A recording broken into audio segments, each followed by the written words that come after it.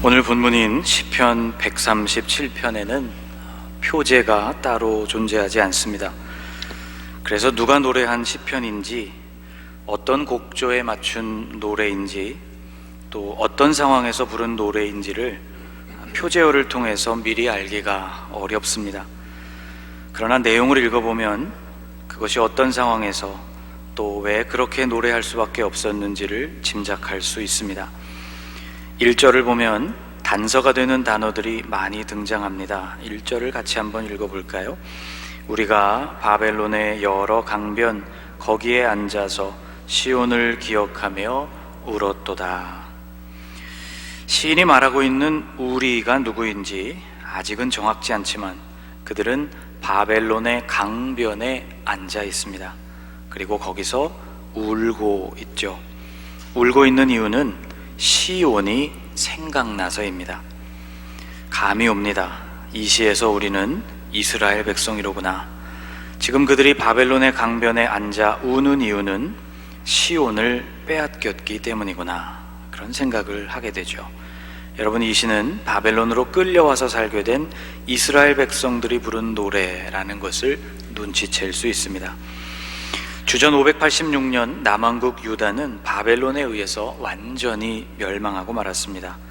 바벨론은 유다의 왕궁과 성전을 불태웠고 성전 안에 있던 모든 성물들은 바벨론으로 가져가 버렸죠. 금과 노수로 장식되어 있던 성전의 모든 부분들은 완전히 깨뜨려서 그것도 바벨론으로 가져갔습니다. 남은 성전은 불태워버렸죠. 그들은 예루살렘 주위의 성벽조차 헐어버렸고 백성들 대부분을 바벨론으로 사로잡아 갔습니다. 삶의 터전을 잃고 나라를 잃고 성전을 잃어버린 그들은 낯선 땅 바벨론에서 그들의 삶을 이어가야 했습니다. 다른 것은 그렇다 쳐도 예배의 처소를 잃어버렸으니 그 땅 어디에서 도대체 예배를 드려야 하는가 막막한 상황이었습니다. 더구나 그들은 자유로운 신분도 아니었기 때문에 다 같이 한 곳에 모일 수도 없었지요. 1절 말씀을 다시 보면 그들이 모여 앉은 그곳이 바벨론의 여러 강변이었다고 기록하고 있습니다. 한 곳에 모일 수가 없었기 때문에 각자 가까운 강변을 찾아서 거기서 울면서 시온을 그리워했던 것이죠. 그들이 선택한 이 강변은 흐르는 물을 바라보며 마음껏 울 수 있는 장소였습니다.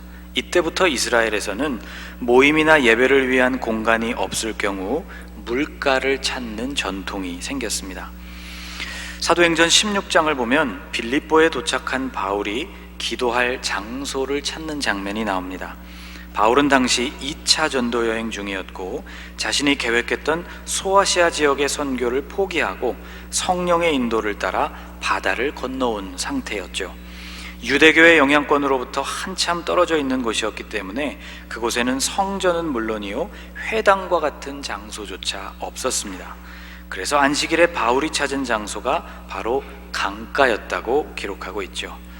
사도행전 16장에 이렇게 기록하고 있습니다. 안식일에 우리가 기도할 곳이 있을까 하여 문 밖 강가에 나가 거기 앉아서 모인 여자들에게 말하는데, 시편 137편을 노래한 때로부터 수백 년이 흐른 시점이었지만 가장 기본적인 예배의 처소가 변함없이 강변이었다는 것을 알 수 있습니다. 또 오늘 본문 2절을 보면 이스라엘 백성들은 그들의 수금을 나무에 걸었다고 노래합니다. 그 중에 버드나무에 우리가 우리의 수금을 걸었나니. 수금은 이렇게 생긴 악기입니다. 킨노르라고 불리는 이 현악기는 역사가 오래되었고 일상생활이나 예배 모두에 쓰이는 대중적인 악기였죠. 갈릴리 호수를 지칭하는 많은 이름들이 성경에 등장하는데 구약 성경 안에서는 이 갈릴리 호수를 킨네렛 또는 킨네롯이라고 부르고 있습니다. 이런 이름이 붙게 된 배경이 바로 이 호수의 모양이 바로 이 수금 킨노르와 닮아있기 때문이죠. 이스라엘 사람들은 춤과 노래, 음악을 대단히 사랑하는 민족입니다. 공항과 같은 공공장소에서도 누군가를 환영해야 할 때 함께 노래를 부르는 모습을 심심치 않게 볼 수 있고요. 우리식으로 표현하면 강강술래를 하듯이 빙글빙글 돌면서 춤과 노래를 해도 눈살을 찌푸리는 사람이 없습니다. 2절에 따르면 그런 백성들이 수금을 버드나무에 걸고 연주하지 않았다는 것이죠.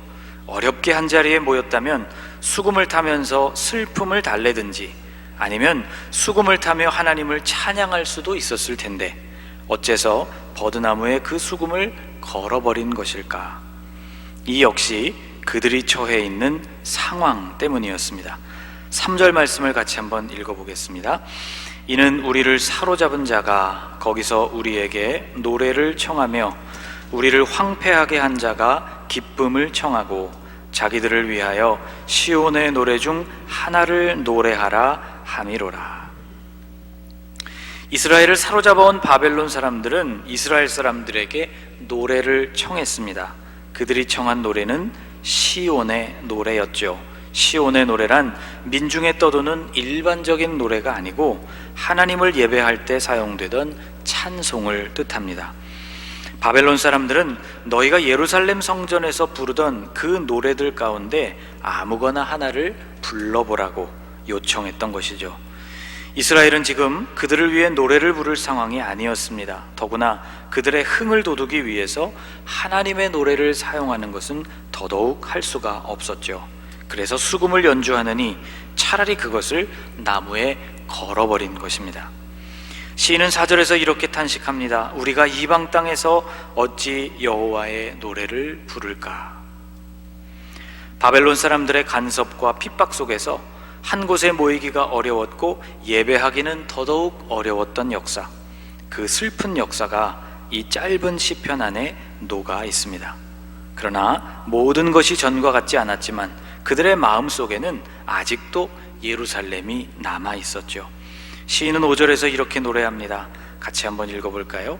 예루살렘아 내가 너를 잊을진대 내 오른손이 그의 재주를 잊을지로다. 여기서 오른손은 수금을 연주하던 오른손을 말하고 그 오른손의 재주란 바로 수금을 타는 기술을 뜻합니다. 예루살렘을 잊어버리는 것이 수금을 타던 오른손의 재주를 잊는 것과도 같다는 이 표현은 반어적으로 예루살렘을 절대로 잊을 수 없다는 뜻이죠. 여러분, 몸에 한 번 익혀둔 기술은 사용하지 않아도 없어지지 않는 법입니다. 자전거를 타본 지 수십 년이 지났어도 우연한 기회가 되어서 다시 자전거 안장에 앉아보면 신기하게도 페달을 구르며 중심을 잡는 일이 어렵지 않게 느껴집니다. 마치 어제 타보았던 것처럼 느껴지죠. 그것이 몸에 새겨진 기술이기 때문에 그렇습니다. 제 방에서 10년째 한쪽 구석에서 먼지만 쌓여가는 기타를 가끔 꺼내들 때가 있습니다. 손끝에 굳은 살은 사라진 지가 오래여서 줄을 누를 때마다 고통스럽지만 신기하게도 움직여야 할 위치로 손가락이 저절로 움직이는 것을 보게 되죠. 수금을 타던 시인의 손도 그랬을 것입니다. 비록 바벨론에 끌려와서 수금을 연주할 수 없는 상황을 만났지만 손은 그 재주를 기억하고 있는 것처럼 예루살렘과 하나님의 성전을 그리워하는 마음은 절대로 잊힐 수가 없었던 것이죠. 주일 2부 예배에서 할렐루야 찬양대가 함께한 마지막 예배가 지난 2월 23일이었습니다. 할 수가 없게 되고 보니 몇 달의 시간이 꼭 몇 년은 된 것처럼 길게 느껴집니다. 코로나 상황이 언제 호전될지 알 수가 없어서 찬양대의 찬양이 다시 언제 울려 퍼질지가 미지수입니다. 그래서 오늘부터는 예전 찬양을 찾아서 하나씩 들어보면서 은혜를 곱씹어 보려고 합니다. 오늘 찬양의 시간에 어떤 찬양을 나눌까를 찾으면서 이전의 영상들을 쭉 살펴보게 됐는데요.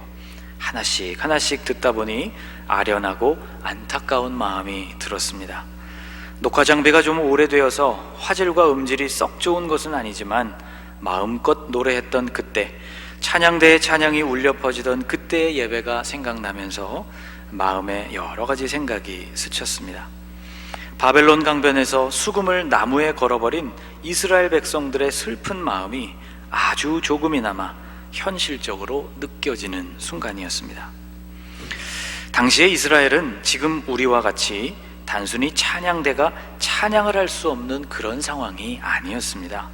몇 달 전에 우리가 한 것처럼 예배당이 지척에 있지만 갈 수 없는 상황도 아니었죠. 그들의 성전은 완전히 파괴되어서 모일 수 있는 예배의 자리 자체가 사라져버린 상황이었습니다. 또 나라를 잃어버려서 이방 땅 어디에서도 마음껏 모일 수가 없는 상황이었습니다. 찬양만 할 수 없는 상황이 된 것이 아니라 예배가 아예 불가능한 상황이었던 것이죠. 그리고 그것이 우리처럼 몇 달 동안이 아니라 무려 70년 동안이나 계속되었습니다. 이스라엘 백성들이 느꼈을 비참함이 얼마나 컸던지 상상하기조차 힘들죠. 하나님은 어째서 이런 고난을 허락하셨으며 또 그 고난이 이스라엘에게는 어떤 의미가 있었던 것일까? 사실 그 모든 고통은 남유다의 백성들이 자초한 결과였습니다.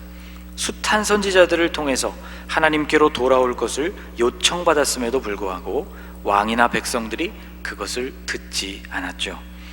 예레미야 선지자처럼 일관되게 남유다의 멸망을 예고했던 선지자들에게는 한결같은 극심한 핍박이 가해지곤 했습니다. 오래 참으시고 기다리시는 하나님의 인자하심도 영원히 지속되는 것은 아닙니다. 결국 정하신 때에 남유다는 흔적도 없이 멸망해버렸고 바벨론에 끌려오게 된 후에야 백성들은 후회하고 회개하게 되었습니다. 그러나 이미 돌이킬 수 있는 모든 기회가 다 지나가 버린 후였죠. 하나님께서는 그들에게 70년이라는 시간을 선포하셨습니다. 원망과 불평을 일삼던 불순종의 대명사 출애굽 백성들에게 40년이라는 광야 생활이 주어졌는데 그에 비하면 거의 2배 가까이 긴 시간이었죠. 하나님은 회개하는 이스라엘 백성들의 마음은 받으셨지만 그 70년은 조금도 감해지지 않았습니다. 오랜 경고를 듣지 않다가 결국 예언대로 되어버린 백성들에게 선지자 예레미야가 편지를 보낸 일이 있습니다.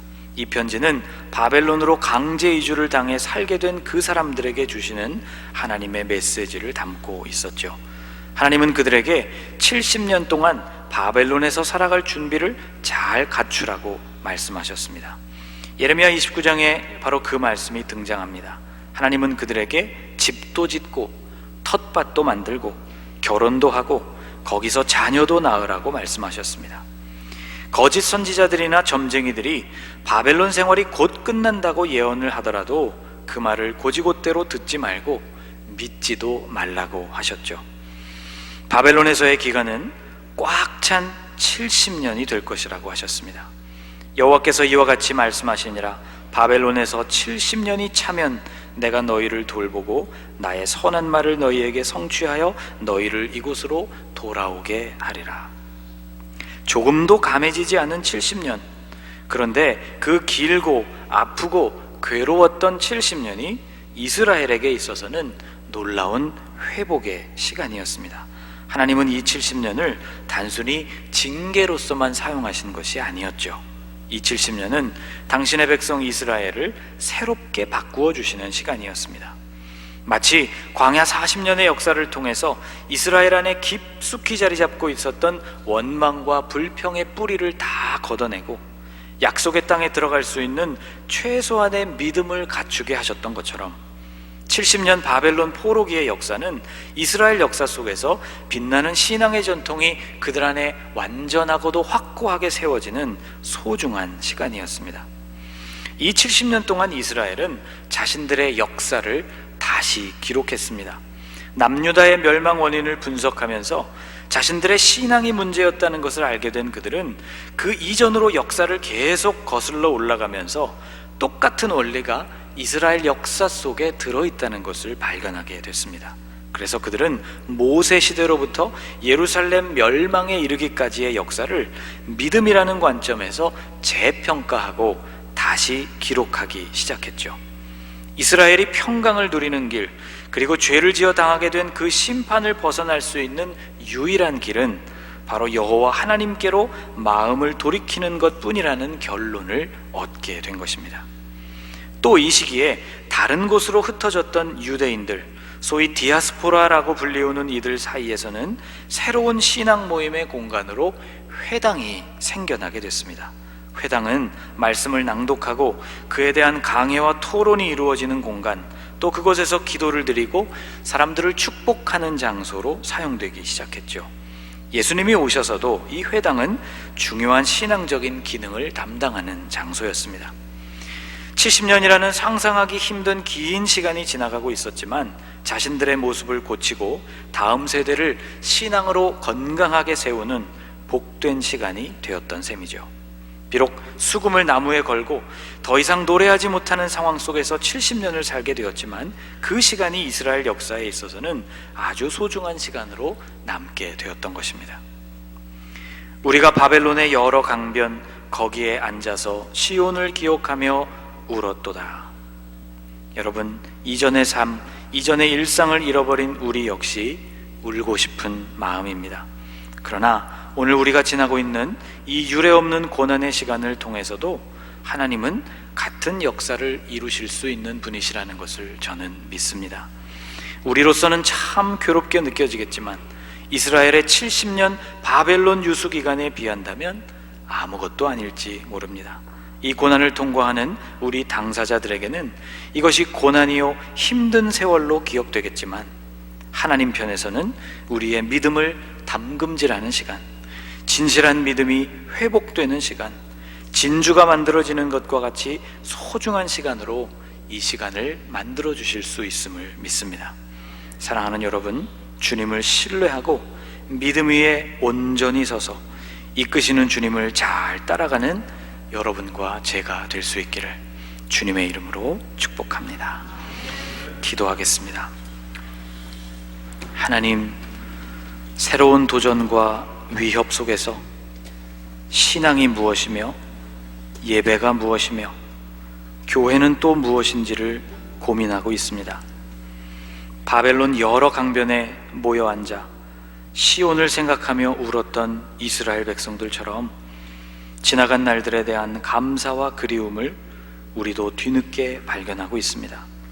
70년 바벨론 포로 역사를 통해 무너진 신앙의 본질을 다시 회복했던 이스라엘처럼 우리에게도 이 답답하고 두려운 시간들이 신앙이 새로워지는 기회가 되게 하옵소서. 내 믿음의 견고함을 확인해 보는 시간, 그 신앙을 담금질하는 시간, 하나님을 향한 진실함이 온전히 회복되는 복된 시간이 되게 하옵소서. 예수님의 이름으로 기도하옵나이다. 아멘.